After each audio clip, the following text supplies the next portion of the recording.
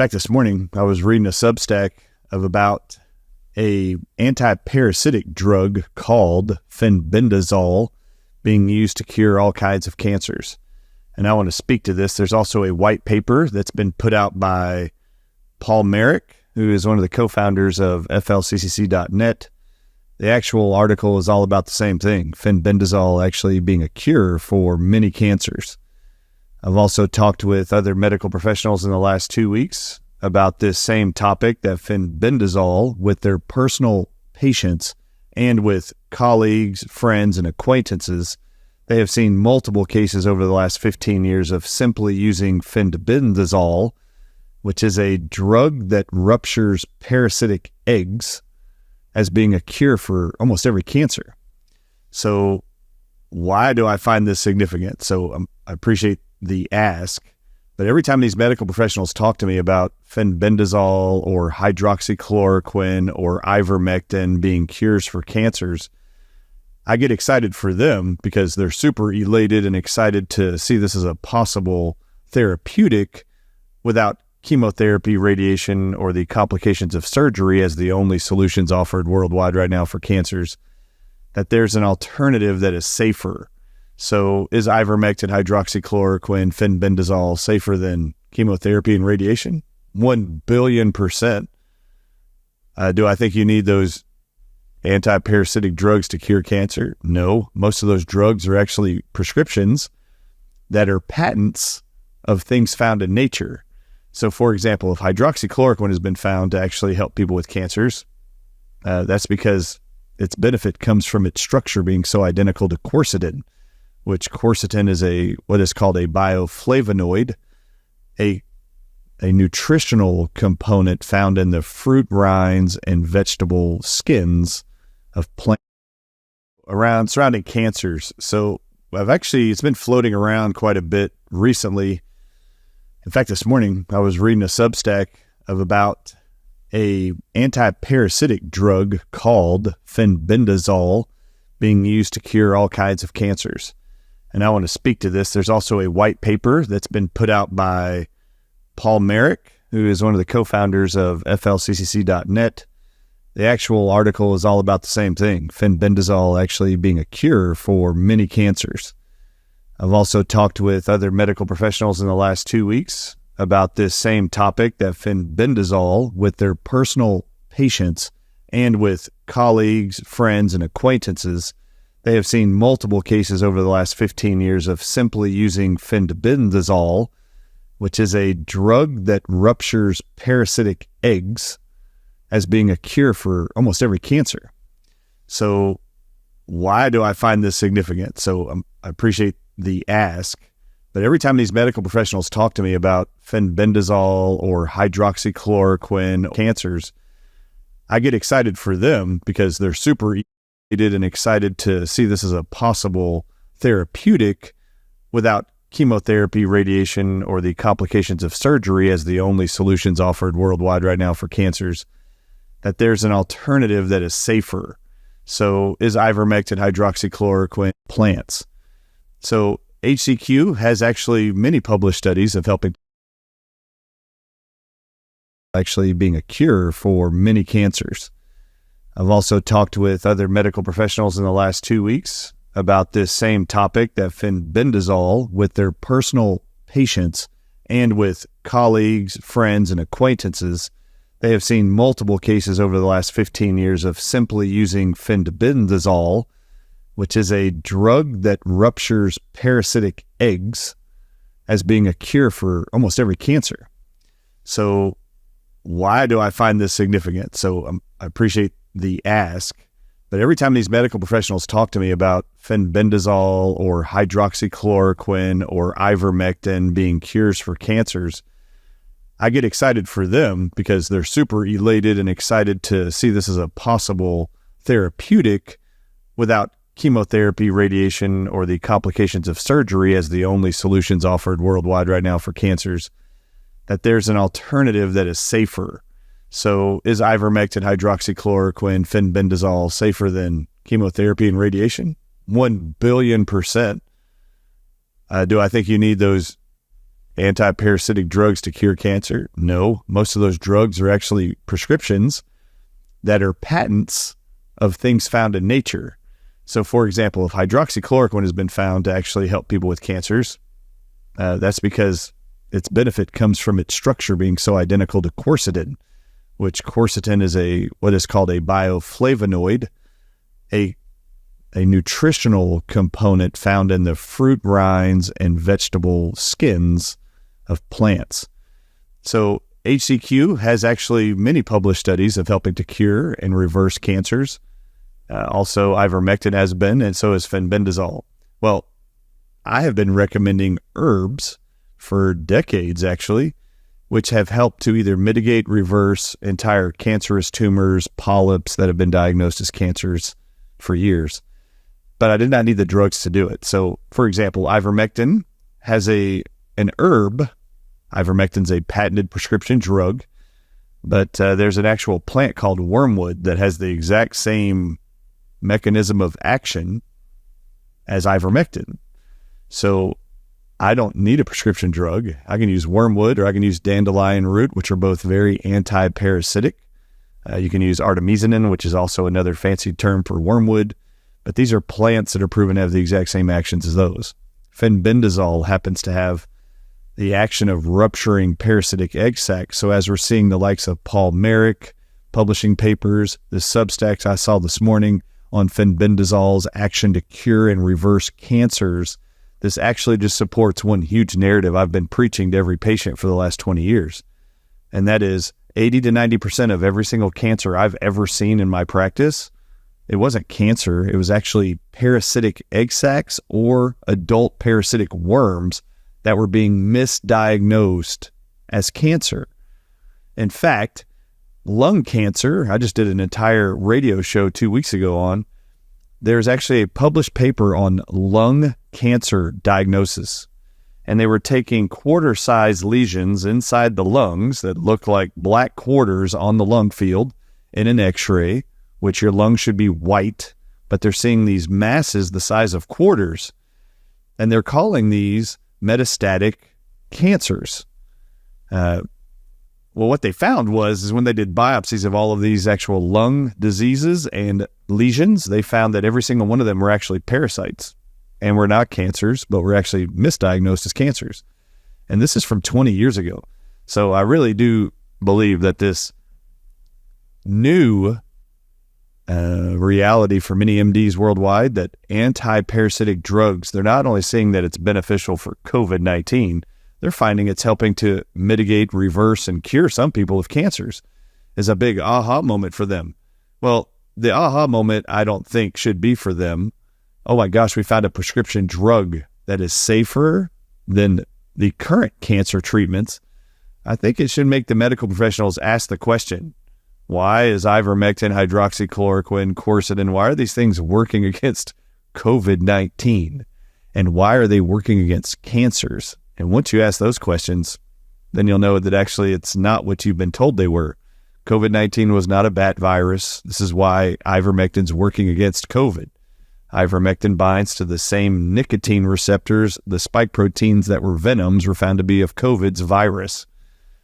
Not unlike the cancer diagnosis using a PET scan or a biopsy for cancer patients. When they diagnose those individuals with cancers, they're actually being misdiagnosed. They don't have cancer. They do have cells that are replicating at a really fast rate. But for 80 to 90% of all those patients, it's actually parasitic eggs, larvae of parasites that are being laid in their bodies by other worms. So yeah, you could take ivermectin, fenbendazole, hydroxychloroquine to help cure those issues, but you don't need them. You can do the same thing with herbs that kill parasites. So you get the same reaction. Unfortunately, medical doctors, since the Flexner's report in 1910, have been told in America and in Canada that parasites do not exist in these countries. They only exist in underdeveloped countries or third world countries. And that is absolutely not true. Even if you think that's true, go look at the CDC's document that's currently on their website right now, cdc.gov. There's actually a titled article talking about parasites and Americans. They actually state 90 million Americans have parasites right now, with accompanying diseases as a direct result of those parasites. Well, that's a third of Americans. So why is the CDC admitting 90 million Americans have parasites right now causing diseases such as cancer and every autoimmune disease on earth? But why the medical doctors coming out of school are told for 4 years, 8 years, 10 years during residency that parasites don't exist in this country? It only tells you there's one big narrative. They don't want the medical professionals who are treating those diseases to be aware there's an underlying cause for those that you could eradicate in 2 months or less with herbs or parasitic detoxing protocols. If you knew that, then you would almost abolish 50% of all the cancer industry in one fell swoop. So they're not going to tell you that. And then also, to build on what I've already been educating the world on for the last year, they have found in all COVID-19 patients that not only did 2 snake venoms found to be the spike proteins of COVID, were those found, those 2 spike proteins were found to be king cobra venom and crate snake venom. They published 36 different venoms were found in every COVID-19 patient's blood and feces in Carlo Brogna's great Italian research from October 2021 that was published online. In the mix of all those venoms, you found king cobra's venoms, crate snake venoms, 20 total snake venoms, 16 different marine shell venoms from marine shell creatures in the ocean, cone snail venom, starfish venoms.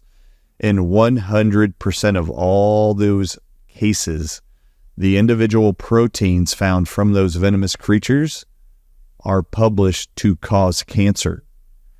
And they have known this since 1956 by the great work of Dr. Stanley Cohen and his colleague Rita. And they both won a Nobel Prize in 1986 for discovering venoms in humans causes cancer. And more specifically, venoms inside of mammals causes cancer, which we are mammals. And then we gave them a Nobel Prize for figuring that out. So anyway, so now you've seen an onslaught. I just didn't realize it until the last 2 years that they are marketing, patenting, and synthetically manufacturing venoms all over the world and getting us to put it on our skin, to absorb into our bloodstream. They're making it in the form of dry pills like high blood pressure drugs for us to swallow, made from snake venom, like lisinopril and every ACE inhibitor drug on earth. These all are going to cause cancer eventually. So there's a massive industrial feeding cancer industry, and they're being fed by the stream of venom-laced drugs and vaccines. No different than the COVID-19 vaccines now too, which the people just won the Nobel Prize for actually 2 weeks ago, Catalin Carrico and Drew Weissman at the University of Pennsylvania. They created the mRNA COVID-19 shots, and in every one of their papers since 2009 to develop the mRNA gene therapy shots they call COVID-19 shots, they disclose they put snake venom phosphodiesterase in each one of those shots, and 4 or 5 different forms of snake venoms called RNases. And all of these are universally found in snake venoms, and they 100% cause cancer and disease and death. So as you introduce more venoms into the world, you create more cancers, you create more death, and then you create disgusting fundraising for cancer research when you know exactly what causes cancer and you're not ever looking for that root cause, even though you know your drug dealers called MDs are passing out those prescription drugs to people and they don't even know that these are venom-laced drugs. For example, Ozempic and Wegovy, these are 2 drugs right now being used and promoted for weight loss and diabetes worldwide. Each of those drugs are doing over $5 billion a year in under 5 years of being on the market. Thank you, FDA, for approving these drugs. These are a self-inflicted. You are injecting yourself once a week with the drugs Ozempic or Wegovy. Both of these drugs come from a type of drug called GLP-1 drugs. GLP-1 drugs, all of them, are actually derived from and made from Gila monster lizard venom. So these are big, huge venomous lizards in the southwestern deserts of the United States of America, and their venom is published, even in the form of a side effect as published by Ozempic, the drug, and Wegovy. They published that if you inject yourself with that once a week for 52 weeks, you will develop any form of thyroid cancer. That's a black box warning of those drugs. I wonder if your MDs are telling you that. And how many people think they're overweight and are diabetic because they're Gila monster venom deficient? I don't know anybody. So these are some of the disgusting realities. And then also, if you guys didn't hear, I've actually made fun of this for the last 3 weeks. But the FDA just cleared a company, a pharmaceutical drug company, to go into the second and third phases of human trials. And this drug that that just passed the first phase of human clinical trials is a topical gel that you put on your body, on the outside of your body, that's to cure erectile dysfunction. It's being touted as a cure for erectile dysfunction. And it's actually a topical gel they actually publish is made from the venom of a spider from Brazil. Who in the world thinks that erectile dysfunction is caused by a spider venom deficiency is insane. But the spiders itself has two names. It's either called the banana spider or the wooden spider. And no, that's not ironic that they're actually touting that as a cure for erectile dysfunction. They state that the venom of this spider, if it gets inside the bloodstream of a human, which they are experimenting on humans right now to put it on topically on their penis, this spider venom gel is promoted to cause a 4-hour erection. But if it gets inside the bloodstream of the human, they tell you it causes seizures, heart attacks, strokes, and death to all humans. All right, well, it just passed the first human clinical trial. What if it passes the second and the third and the FDA approves it? Now, just so you know at home, the human trial is this. Men, put this on your junk and let's see if it gets hard. Hey, within 10 minutes, you got an erection. That's great. That's what they're going to say. Hey, some people, that erection lasted 4 hours. And so the FDA is going to say, hey, this company isolated this substance that they call whatever, that's from spider venom, and it's causing 4-hour erections. And in trials, 3 different trials, it did what it said it did. Great, we approve it for erectile dysfunction. That's what they're going to say. A new ED drug, topical gel from spider venom. They're going to call it something like, I don't know, who knows, Harden RX, whatever. They're going to call it something. They're not going to tell you it's spider venom gel. They're going to call it 4-hour energy, maybe, or whatever. And but they're not going to tell you it's spider venom gel. But do you want to know what they did not test in the human trial? They didn't test the safety profile of spider venom put on somebody's penis before they inserted that penis into a vagina. So what's the impact of spider venom going inside a female's body? They're not testing the safety of that. At the same time, they're telling you that the venom of that spider, if it gets inside the bloodstream of a human, which every bit of your skin has pores that go directly into your bloodstream. This is why you can put anything on your skin and get it inside your bloodstream. Picture a hormone patch for women in menopause. They have patches now of progesterone, estrogen. You can just slap a patch or sticker right on your skin, and the body will absorb whatever's in that patch, that sticker, through your skin into your bloodstream to then change your hormones. What about nicotine patches? No different. They're helping people quit smoking by wearing a sticker with nicotine. The nicotine goes through the skin into the bloodstream. How in the world are you going to tell me that the spider venom that gets inside the bloodstream of a human is published to cause seizures, heart attacks, strokes, and death? How are you going to tell me the FDA now has approved a drug that's never been inserted into a female, but you're going to tell men all over the world we've got a new cure for ED? Just so you know, erectile dysfunction is not caused by a spider venom deficiency. It never was. And so women out there, if you see your man lacing something all over their junk, you might want to ask them first before they insert anything inside of you. 30 seconds. Have they tested that stuff on females to make sure it's not going to get inside of my cervix, not inside of my uterus, not inside of my fallopian tubes, not inside of my ovaries, 30 seconds. to cause cancer? All venoms cause cancer. It's just a matter of how long you're going to put it on, how long you're injected inside of you in the form of Ozempic or Wegovy. How long is it going to be before you're putting it on topically? It will be dose dependent. The more dosing, the more cancer growth you're going to get. So parasites cause cancer. They know venoms cause cancer. These are two of the biggest things that everybody should be aware of. The venom of the spider that I'm talking about right here causes death in humans. You know what else comes after death? Something called rigor mortis. So imagine corpses with erections. Yeah, if they're dead, their whole body will be hard. This isn't a complementary beneficial side effect of venoms. Venoms kill, and a result of death is hardening. So to tell you this is a cure for erectile dysfunction, your entire body is going to become hard, called death by rigor mortis, and you'll be in the grave. Just stop trusting pharmaceutical companies. It's one thing to put faith in a human that we call medical doctors or doctor of osteopathic medicine, nurse practitioners, all of which can prescribe medications, PAs, physician's assistants. All these individuals can prescribe drugs. Not a single one of them know what in the world they're prescribing you. None of them actually developed those drugs. None of them actually did all the research studies to get the drug approved by the FDA for safety profiles. The medical doctors are solely writing a prescription of something they have been told is only singularly beneficial. So the pharmaceutical reps will come into the actual offices of the MDs, into the hospital settings of the MDs, and sell them on the drugs that their pharmaceutical drug companies are paying them to sell you on. So they don't know. In fact, none of them hardly knew until 2 years ago when I told the whole world. When I was told by every medical doctor on earth that you can't swallow snake venom, I'd go, "Oh, really? Have you prescribed lisinopril or an ACE inhibitor drug ever for high blood pressure?" 100% of all of them said yes.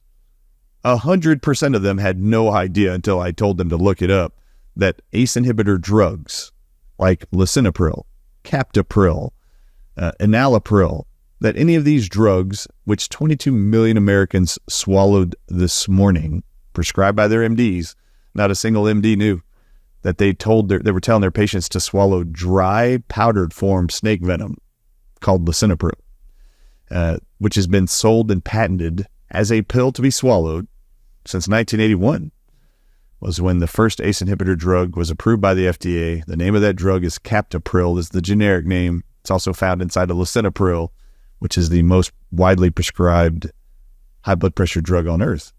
And every single ACE inhibitor drug made from snake venom that you swallow causes every form of every known cancer. So anybody at home, now that you know venom causes cancer, any drugs or vaccines made from snake venom, like I just listed a whole bunch of them, or at least some of them, snake venom in the form of high blood pressure drugs, Gila monster venom in the form of a diabetes weight loss drug, and then a spider venom gel for erectile dysfunction. It doesn't matter. You put venom on you topically, orally, or inject it like Ozempic or COVID-19 vaccines, you will develop cancers. In fact, they are called turbo cancers and have been ever since 1956, when the people that figured this out, Dr. Stanley Cohen and Rita, figured out that venom exposed to epidermal tissue inside of a mammal causes the tissue to replicate.